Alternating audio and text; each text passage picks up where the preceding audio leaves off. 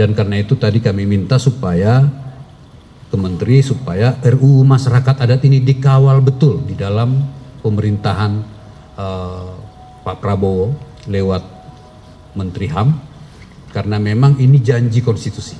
Assalamualaikum warahmatullahi wabarakatuh. Salam sejahtera, Om Swastiastu, Namo Buddhaya, dan salam kebajikan. Ya, hari ini Kementerian HAM ya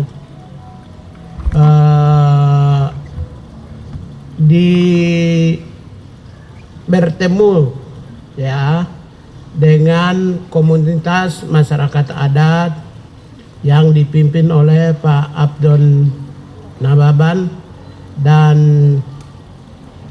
berasal dari beberapa organisasi lainnya. Kami sudah bicarakan tentang berbagai hal. Saya pertama berikan kesempatan kepada Pak Abdon untuk menyampaikan apa saja yang kami sudah bicarakan dan apa saja yang menjadi konsen terkait dengan masyarakat adat. Setelah itu baru nanti saya sampaikan berikutnya. Silakan.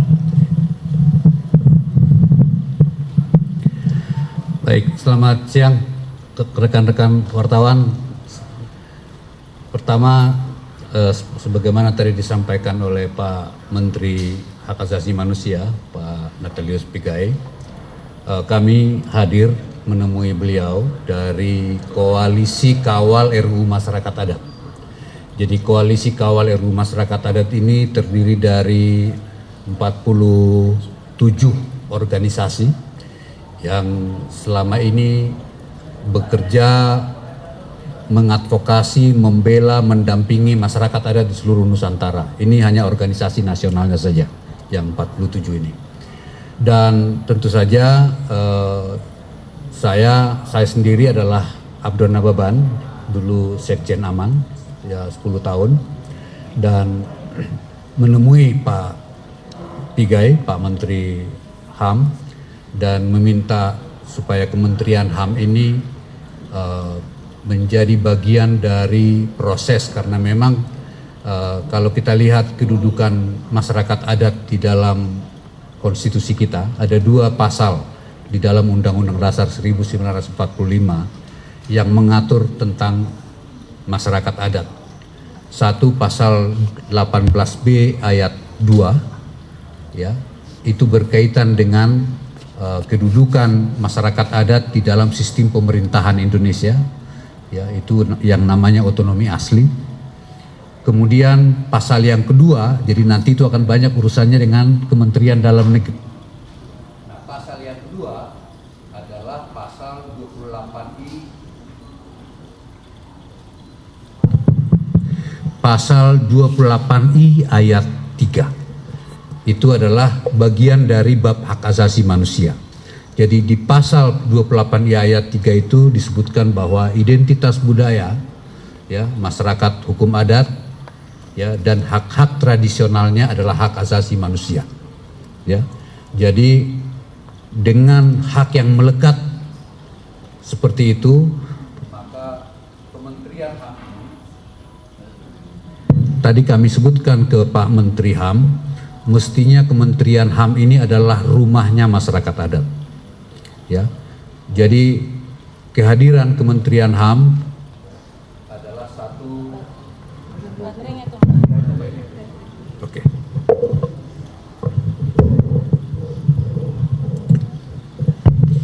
Jadi Kementerian HAM ini di pemerintahan Pak Prabowo Subianto adalah berkah bagi masyarakat adat, karena kami tadi sampaikan ke Pak Menteri, inilah rumah kami, rumahnya masyarakat adat. Dan ya nanti biar beliau yang menjawab. Ya, tapi dari sisi konstitusi, dari perintah Undang-Undang Dasar 1945, rumah kantor inilah rumahnya masyarakat adat. Dan karena itu tadi kami minta supaya Kementeri supaya RUU masyarakat adat ini dikawal betul di dalam pemerintahan Pak Prabowo lewat Menteri HAM, karena memang ini janji konstitusi. Jadi Undang-Undang Dasar kita kan tahun 1945. Sekarang sudah 70, berapa tahun sudah? 78 tahun. Belum ada undang-undang yang mengoperasionalkan pasal ini. Ya. Jadi karena itu tadi kami jelaskan bahwa Kementerian HAM kalau bisa nanti dengan Kementerian Dalam Negeri bisa bertemu secara khusus, ya bisa mewakili pemerintah kalau nanti, karena kebetulan kan RUU Masyarakat Adat ini sudah masuk prolegnas prioritas 2025, ya. Jadi segera proses ini akan terjadi di DPR, dan tadi kami bilang supaya Kementerian Dalam Negeri dengan Kementerian HAM menyambut dengan substansi yang menurut saya jangan sampai kurang dari yang sudah dirumuskan di Undang-Undang Dasar 1945. Ya. Jadi itu saja. Yang kedua juga kami memang mendiskusikan tantangan Indonesia dengan hak-hak masyarakat adat ini. Kami tadi menjelaskan banyaknya konflik-konflik di daerah, ya, karena hak-hak masyarakat adat ini tidak teradministrasikan dengan baik dan benar, sehingga menimbulkan konflik ketika ada investasi. Jadi tadi kami sebutkan ke Pak Menteri, masyarakat adat tidak anti investasi.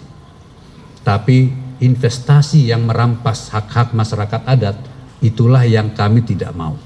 Ya, dan Pak Menteri mengatakan justru kalau ada RUU Masyarakat Adat ini kita coba, ya, dorong supaya kepastian berusaha itu berjalan bersama dengan kepastian atas hak-hak masyarakat adat, sehingga antara apa yang direncanakan oleh pemerintah dengan apa yang diinginkan oleh masyarakat adat bisa dipertemukan. Itu yang tadi kami diskusikan. Itu dulu mungkin dari kami, mudah-mudahan ada tambahan dari teman-teman yang belum saya sampaikan. Silakan.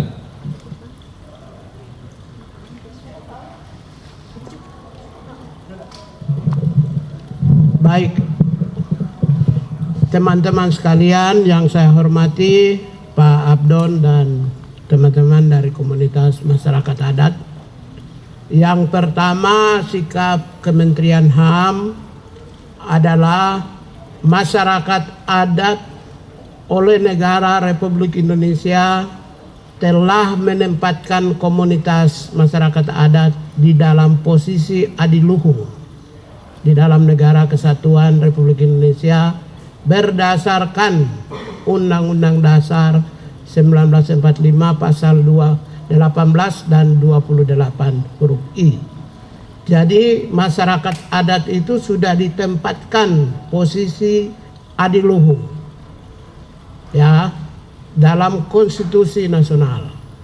Yang kedua, saya menemukan, Kementerian HAM menemukan satu di antara sedikit undang-undang yang tidak diatur berdasarkan batang tubuh Undang-Undang Dasar 45 adalah tentang masyarakat adat.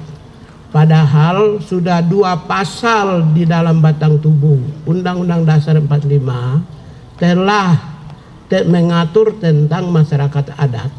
Tapi sejak Indonesia merdeka sampai hari ini belum ada undang-undang yang mengatur tentang implementasi tentang perlindungan, pelestarian, penghormatan terhadap masyarakat adat.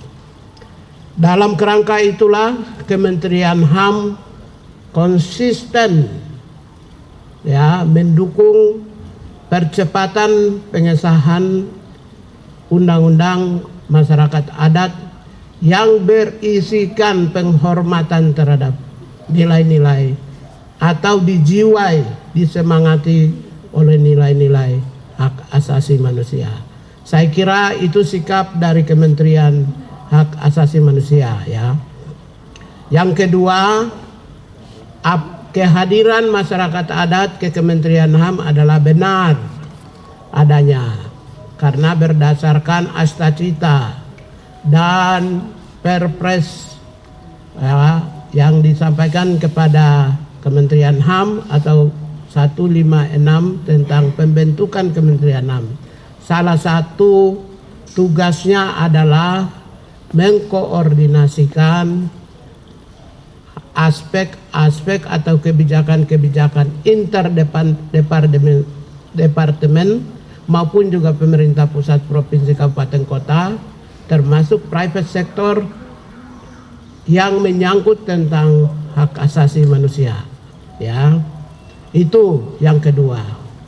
Yang ketiga, memang kita harus juga melihat perspektif masyarakat adat. Yang dimaksud dengan masyarakat adat itu yang seperti apa? Apakah societies atau communities, patembayan atau paguyuban, berdasarkan perspektif Ferdinand Tonies. Ada Gemeenschap, ada Geselschap. Perspektif ini harus dipertegas. Kenapa? Karena orang tidak paham tentang patembayan dan paguyuban. Geselschap, Gemeenschap dan Geselschap, ya. Komunitas dan society and communities.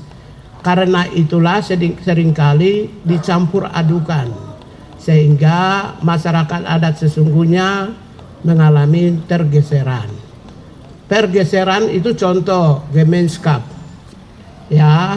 Kemudian ada komunitas lain yang masuk di sebuah wilayah diklaim sebagai pemilik lokal, pemilik asli, sehingga menyebabkan konfliknya itu meluas. Tidak hanya sekedar klaim adat, ada juga yang melakukan rekayasa adat, ada juga yang membentuk organisasi kesatuan adat, sehingga apa? Ketika ada investasi masuk, justru investor itu melakukan melibatkan kelompok yang direkayasa. Itu karena itu pertegas pengertian masyarakat adat itu, apakah Gemeenschap, Geselschap menurut Ferdinand Tonies. Kalau dalam bahasa Jawa itu adalah paguyuban, patembayan. Dalam bahasa Inggris itu adalah communities atau societies. Pengertian-pengertian ini harus dipertegas. Yang kedua, menurut saya di dalam konteks nasional, negara Republik Indonesia masih tetap konsisten pada istilah local communities, LC, ya. Tapi itu dalam konteks politik, ya. Karena itu juga menjadi inline dengan Kementerian Luar Negeri dan inline juga dengan Perserikatan Bangsa-Bangsa. Kesepakatan ini juga harus kita pertegas. Yang ketiga itu adalah aspek tentang persoalan misalnya tentang agraria. Ada pengertian, ada juga regulasi agraria yang terkait dengan sertifikat hak komunal. Apakah sertifikat hak komunal itu yang dimaksud itu objeknya yang mana?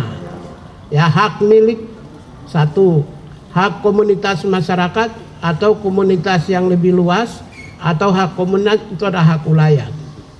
Pengertian ini juga perlu menjadi perhatian. Yang berikutnya yang perlu menjadi perhatian adalah investasi. Ya, oleh masyarakat adat memaknai investasi yang masuk itu merusak berbagai aspek termasuk masyarakat adat. Kementerian HAM konsisten, standar investasi berbasis HAM harus memberitahu masyarakat asli pemilik hak ulayah, right to know, karena di dalam konteks pembangunan right to know itu adalah atau hak partisipasi masyarakat itu adalah aspek yang sangat penting dalam human right. Yang kedua, karena itu perizinan yang masuk harus partisipasi aktif dari pemilik hak ulayat masyarakat. Yang kedua, keterlibatan masyarakat lokal sebagai subjek daripada pengelolaan usaha. Yang ketiga adalah masyarakat lokal harus dilibatkan sebagai pekerja di dalam komunitasnya. Yang keempat, clean and clear terhadap persoalan tanah. Yang kelima itu adalah terkait dengan negara harus untung. Kehadiran perusahaan negara harus untung. Yang kedua, masyarakat harus untung. Yang ketiga, perusahaan juga harus untung. Yang keempat, keenam itu kehadiran perusahaan tidak boleh menggeserkan nilai-nilai budaya dan tatanan adat yang ada di sekitarnya. Dan kehadiran perusahaan sejatinya adalah memproteksi masyarakat adat dan melestarikan masyarakat adat. Ya, bukan meniadakan masyarakat adat. Lalu yang berikut adalah kehadiran perusahaan berorientasi pada kelestarian lingkungan. Apa yang dimaksud dengan lingkungan? Saya ingin cerita sedikit saja sebelum ini. Yaitu seperti burung pipit yang kecil, dia tinggal di sebuah pulau. Kemudian tiba-tiba ketika El Nino, ya, hutan sebuah pulau itu terbakar. Burung pipit yang kecil itu dia terbang, dia pikir dia bisa hinggap dan aman di tempat lain. Terbang sampai akhirnya karena satu pulau itu terbakar, burung pipit pun ikut mati. Siapa yang salah di sini? Ketika burung pipit itu mati karena hutannya kebakaran, ya manusia. Itu main kejahatan yang dilakukan oleh manusia menyebabkan burung yang tidak berdosa juga mati. Karena itu investasi yang masuk selain menyelamatkan manusia, menyelamatkan nilai budaya dan tatanan, juga menyelamatkan ekosistem dan menyelamatkan burung. Saya kira aspek-aspek itu, karena itu kami sudah sepakat dalam waktu dekat kami akan lakukan FGD di kantor. Kami menunggu naskah akademik. Setelah itu dengan draft RUU-nya kami akan kawal, kami akan menyurati, kami akan mendorong, dan 100% kami akan mendorong itu. Terima kasih. Ya. Saya kira gini ya, ini sudah menjadi perhatian dari pemerintah. Dalam konteks ini adalah legislatif, inisiatif DPR kan. Ketua Balegnya Gerindra. Saya yakinnya karena sudah prolegnas 2025 ini kemungkinan akan disahkan. Tetapi ya, undang-undang yang disahkan itu harus substantif. Harus isinya itu memenuhi standar-standar nilai HAM, penghargaan dan penghormatan terhadap nilai masyarakat adat, dan pemberian penghargaan terhadap hak-hak yang melekat pada mereka, dan memproteksi masyarakat adat. Saya kira itu yang penting. Konten isi yang berkualitas, dijiwai, disemangati, dan juga melestarikan kondisi masyarakat adat yang ada tanpa mengurangi nilai apapun. Itu yang penting. Tapi bahwa pengesahan itu kalau sudah menjadi hak inisiatif DPR, saya meyakini, apalagi saya pasti akan menyurati ya. Saya meyakini tidak akan mengalami kesulitan. Begitu. Ada lagi? Pak, mungkin ini terkait pelanggaran HAM yang pengiriman anak nakal ke barak. Apakah itu merupakan pelanggaran HAM atau? Nah, itu nanti aja dulu. Ini kita selesaikan dulu yang ini. Yang masyarakat. Nanti setelah saya jawab ya. Ada lagi yang masyarakat adat? Kita bungkus. Oh ya, boleh. Ya, nambahin dikit, mungkin berharap setelah bertemu dengan Bapak Menteri, Badan Legislasi DPR segera membentuk panja Bang ya, panitia kerja di Badan Legislasi untuk segera membahas RUU masyarakat adat. Karena kan ini udah hampir 15 hampir 20 tahun tidak pembahasan, dan baik sekali Menteri HAM hari ini menyambut baik dan akan menyurati, dan semoga Balik segera membentuk panja hak asasi panja RUU masyarakat adat dan berproses mulai Juni, mungkin bisa berproses untuk pembahasan. Terima kasih. Kawan-kawan masyarakat sipil di Koalisi Kawal sudah menyiapkan draft naskah akademik dan RUU-nya yang akan kita sampaikan kepada DPR dan pemerintah. Terima kasih. Kami akan menyurati ke DPR misalnya ya, sebagai Kementerian HAM ya, itu setelah kami FGD awal Juni, Setelah itu kalau sudah dapat naskah akademik dan RUU ya, baru jangan kira besok lusa ini sudah menyunati. Nanti kemudian yang terakhir saya menyampaikan terima kasih kepada teman-teman wartawan. Ini yang jarang disampaikan. Ya, kalau ketika Anda berada kepada orang-orang yang membutuhkan pertolongan, kalian masuk surga semua. Saya hakul yakin.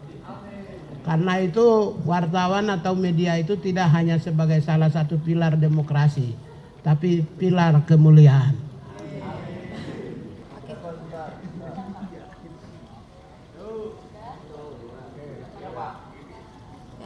Jadi gini ya,